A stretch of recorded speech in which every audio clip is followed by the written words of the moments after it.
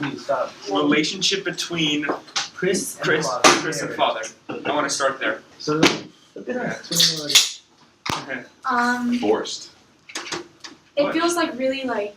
It feels forced. Yeah. It feels like he's doing this motorcycle trip to like accomplish something and like get the time with his son, and like it just feels really forced to me. Do you think his son is enjoying it though? No, I kind of think he is. As much as it's forced. I mean, we're not told. That's the thing. Yeah, I feel like the son is trying to enjoy it because he feels like his father wants him to like being there with him. You know what I mean? Like he's trying to make his father proud, and he's trying, and then he just gets so fed up. And the What is he, stomach 11? thing.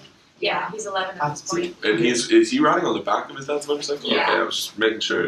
And then Safety's the same. there's one line that bothered me where it's like I could have taken his mother instead, but I took him, and it was like I don't know. It just felt a little weird, like a trade-off. seems like, you have to it's be like father-son soccer type of deal. Like with this family, it's just like father-son motorcycle. Like it's just the thing that they do. Like that's the way they get together. You know, that's just, you know, it's like taking the son to a football game, except the dad's a hippie of sorts. Besides the fact that he works for an IT department. Yeah. Sure. Yeah. This is like his way out. Yeah. And he Yes, wants to it's experience. He wants his son to experience it because, like, This is kind of the opposite of IT. yeah. I mean, you draw a lot of parallels to like it and getting away from it, and like I think he wants to show his son like if you get away from it, like you have a good time. And, you know, it's awesome.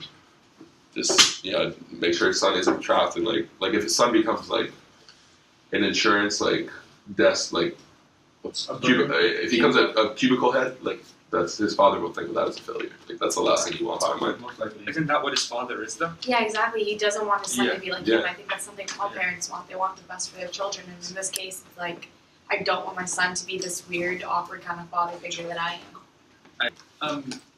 Another thing, like I think is interesting, is the fact that they're on this motorcycle ride, but you know, they're both on the same motorcycle, but they can't really talk. You know, which is really interesting because then when they do stop and like they're at the motel, and the dad's like, Chris is like, "Oh, can you tell me like a story?" And he's like, "Oh yes, gravity."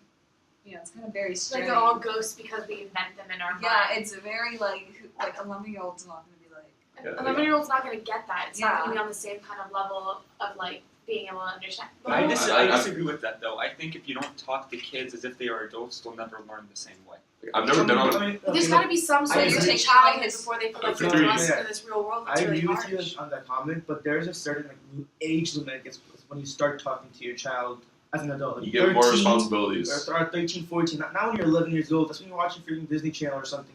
You don't talk to your child about like taxes. And Chill. Like the thing, I've never been on a motorcycle, but like I'd imagine it's like you can't really like if you were trying to It's talk to someone on your definitely- bike, you can't hear it. Yeah. They said they had the hauler and they couldn't. Yeah, so like Talk. for someone that rides a lot, like I could see like like he could get into a motorcycle ride, but like an 11-year-old kid, like if I was 11 years old riding on a motorcycle, like I would be able to like look at all this nature, like I love being in the scenery, like I would be thinking like what's for dinner, like I have to go to the bathroom. And that's not just you. I think that's most 11-year-olds. They're fidgety and they're short Communication. attention span. Like on page 48, there's like a dialogue between him and his father, and he's like, Chris is just like, when are we gonna get going? He's like, what's your herd? I just want to get going. There's nothing up ahead that's any better than right here. He's like, are we gonna camp here? And he's like, are we gonna camp here? He keeps like, he's really impatient, Right. and most 11 years old would be like that. So my last blog post, I assumed Chris was 13 because I couldn't remember that he was 11. Right. I So thought I it was, was 12. No? I So thought, 11. 11. I thought he was 13. I completely forgot he was 11. So I was like, I kind of went. age. I ranked on him hard. I was like, he's 13, should be growing up, start appreciating scenery. But after we mentioned he's 11, I'm like, wait, he's 11. You should be worrying about like other things that like he should start considering it, Right. but it shouldn't be his first priority to like understand nature like his dad right now. And going back to that dialogue you were just talking about, when he says there's nothing up ahead that's any better than what is right here, I think, and this is me going back to the narrator being full of like trying to be this big like philosophical guy. I don't know, it's just like, yeah, I think that's a great thing, like live in now, be here, be now, but the entire time he's on this trip, he's not here with his kid, he's in his own head. And for a bonding trip, I find it weird that you would take it on a motorcycle where there's no time to talk. Yeah, and they're so exhausted by the end of the trip that they can't even do anything at the end of it. They're going to bed at 9 o'clock upset and hungry, and Chris is going on about these stomach pains, which we all know is just like a ploy for attention from his dad. Like, it's even stated, like, it's a psychological thing. Whenever his dad says something Chris doesn't like, he starts complaining about his stomach, and I think I don't really agree with what you said there. You said that for bonding, why would you go on a motorcycle ride? That's what you said, right? A motorcycle trip. Trip. Yeah. I mean, a dad would usually want to do something with his son that he likes, so his son can get to like it too. Like if my dad had a passion for rock climbing, I'm pretty sure he would take me rock climbing at least once in my life. Maybe when I'm 16, not 11, but he would still take me. So I don't quite agree with you. Like, it just the father's opinion of what he wants to do with his son to bond. He doesn't have to do what the son likes to bond. He can do what the father likes as well, and they both can maybe find a common interest that bonds them there. I mean, you would never know if they'd be able to bond or not if he never went on a trip. I mean, now that the priest isn't really. I'm just saying it's an odd bonding activity because there's no time to talk and there's no time to communicate. Yeah, but then you also have that thing when you're talking about the narrator. He's saying, in other forms of trips, like in the car, you're so like isolated. You don't really get to be part of a real experience, you know. So I can kind of understand why. Sound like such a hippie with that backwards hat, like using like your hands. But like, if Chris isn't even taking the time to appreciate this experience, do you think he'd notice the difference between being in the car and being on a motorcycle? An 11-year-old, I don't think he would really appreciate that distinction between the two. So Well, I think, maybe when he was a little bit older, this motorcycle ride would have been something great and really like Opening. connecting. But as far as being in a car with your kid, like some of my happiest memories are going to Disney World with my parents, being in the car with them, and being able to like talk about random stuff when you're waking up from a nap and you see something interesting. You know? Well, I mean, like, You have your parents in the car, you have your You dog have your in parents, the car. yeah. It's I mean, bonding for me is like kind of like it's more about trust. Like, if you're bonding with your father, like, just in my mind, like when my father would bond with me, like it was about treating me like an adult and letting me trust him, letting him trust me, and I mean, in a car ride where you're wearing a seatbelt, like that's not really like that doesn't really go with we're going to go on a trip together. You're not the inferior. You're in a motorcycle ride, like yeah, you're riding behind me, but like you're still in it. Like you're doing exactly what I'm doing. In a car ride, you're sitting in a seatbelt. You're the inferior. I'm driving. We're just talking. So you're and- submissive, yeah. Yeah. That makes sense. yeah, like bonding is all about trust. Like it's all about like I'm learning to trust you. You're learning to trust me. Like I'm gonna give you these responsibilities now. Like if I were to take my son bonding, I wouldn't want to. I'd want him to level with me. Like I'd want him to have like a genuine experience with me, which we can both level. Like I'd take him. I don't know. I'd take him somewhere where I can let him, be on the same plane of not power, but like on the same plane that I am. Like, that's what I think bonding is. But do you think that some enjoyment needs to come out of the experience in order for it to actually be bonding? Well, it never says explicitly that he isn't enjoying himself. I think he is. Well, I mean, like the literal definition of bonding is not enjoying the experience; it's getting closer to someone. So like the experience could matter, but at the same it time, could be a horrible it could be experience. like there's all the time like I went camping. It rained for 5 days. Terrible experience. But me and my dad are as close as we've ever been. Like it could be for a terrible experience. Exactly. I see what you mean, yeah. Adversity. I have a feeling like towards like as we progress with the book, I would think Chris is gonna start to show his enjoyment and express the fact that he likes being on the motorcycle trip. I mean, it's like let's say you're not an outdoors person, you go camping for the first time. Like I wasn't an outdoors. I didn't think I was an outdoors person, but then I went camping with my dad and my uncle, and I hated it the first 2 days. We stayed there for like 5 days, and I hated the first 2 days. After a while, I started liking it. Like I didn't want to leave the last day.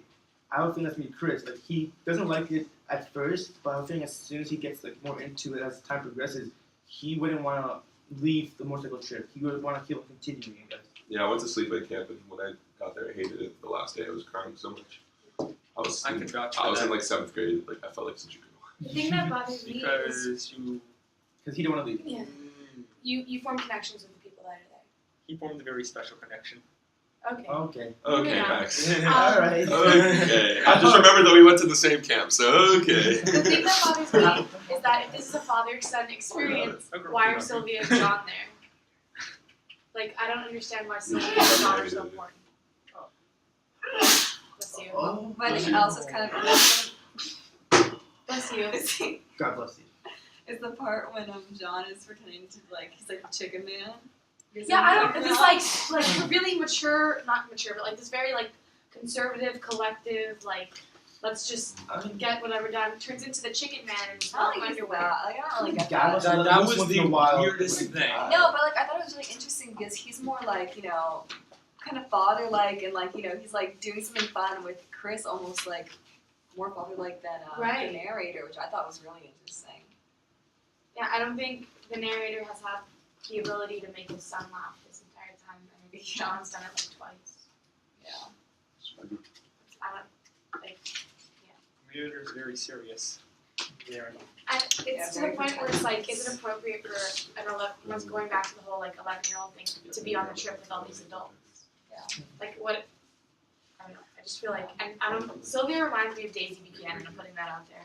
Why? I disagree. I feel like because she's like, it's so beautiful. It's so empty. I don't know. I feel like that's such a Daisy Buchanan Yeah, it vibe. probably is. I think she's Oh, I hate more with it than the others. Really? Why? Okay. Tell us. She's she has the ability to express what she feels without being biased towards other people's opinions, like John, and without being hyper focused and hyper serious like the narrator. And she's just a mix of being able to enjoy herself and being able to communicate effectively, which the others can't do. I still feel like she's kind of pretentious. I don't feel like she's pretentious. I just feel like she's very.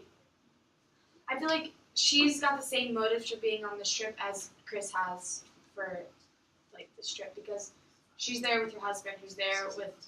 Like, I feel like everyone's on this trip for a reason other than themselves. Like, John is there to be with his friend, Sylvia's there to be with her husband, and Chris is there to be with his father, and then John's there to try and show all of them a good time.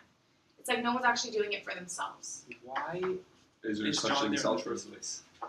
That Sorry. he doesn't seem to enjoy it at all. I couldn't hear you. Why Sorry. is John there in the first place? He doesn't seem to enjoy it. Because he wants himself to think he does. He wants others to think he does. I think he's trying to kind of repair his relationship with Sylvia because Yeah, I their feel like it relationship might be is distant. definitely strained. Yeah, something's definitely up with there. Yeah. I feel like this is like some weird. Does anyone get like a feeling that like Sylvia and The the narrator. narrator have like a thing? Yeah. And I'm not saying like they're gonna like have an Hook affair, up, but they yeah. have like I a feel like connection nothing- that she and her I husband feel like have. nothing's gonna happen. Yeah, nothing's honestly. gonna I really happen, feel but like like I nothing's do gonna feel happen. there's like an emotional. It's like they get each other a Emotional little bit better. relationship. So maybe the narrator connects with Sylvia and then John connects with Chris.